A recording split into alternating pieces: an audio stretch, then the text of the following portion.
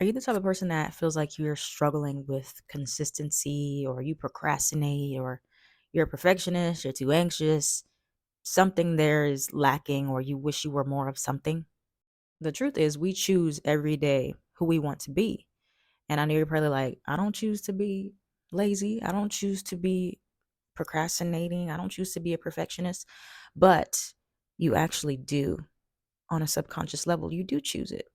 There are certain mindsets that you have developed since you were a child that have instilled this identity into you that I am this way.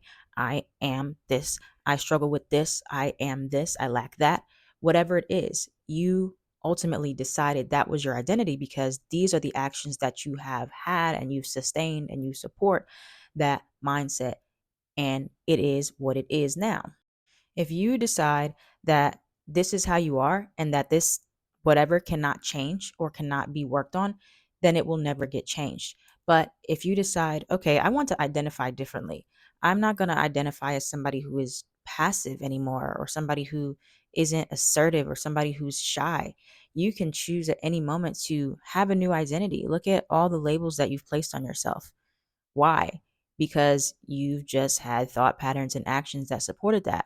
But what if you chose different actions to take? Would you develop a new identity? You would, because that is all identity is the actions that you identify with, the thoughts that you identify with. So to achieve anything externally, you first must do it internally, which means accepting the identity of who you want to become, what that person does, what they think, how they are.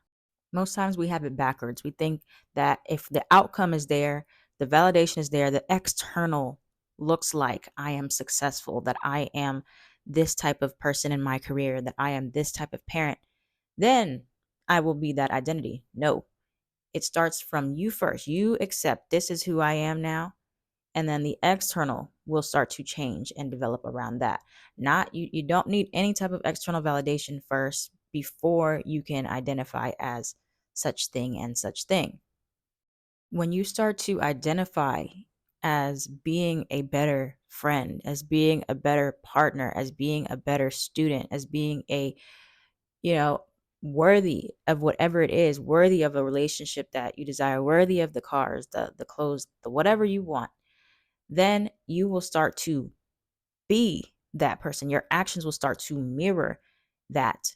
It's not about like changing anything outside of yourself first. It's about changing who you think you are, what you feel like you can do, and you will produce.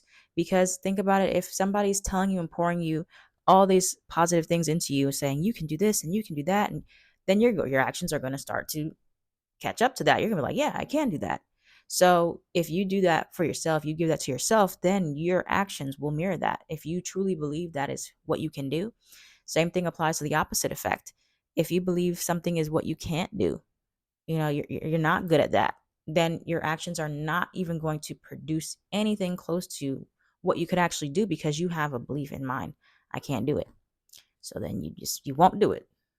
For example, if you want to be a successful content creator, a successful writer, you must first, before you even do the work or the writing, you have to make it in your mind an identity that I am a successful writer no matter what the outcome is, no matter who validates me.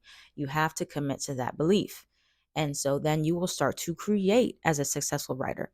You will start to create despite who's looking, despite who's watching, despite who's approving. You're going to create your best work ever because you believe that that's who you are, that's what you do. And that can go for any type of career. It's about the process of committing to the identity, then the outcome will follow. The reality will create itself because you have created the character that you want to play in your life. You've created the role, then the plot will follow along with that role. So if you've been in a role this whole time, your whole life, or different roles where maybe you're not living up to your own expectations, but it's because that identity that you have associated with that character that you were is not in alignment with the reality that you want to be. That means that your identity is ready to shift. You are ready to let go of that person.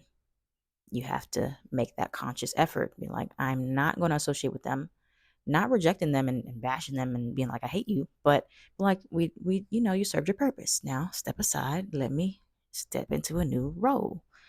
And that is what we're moving on. That's what we're doing.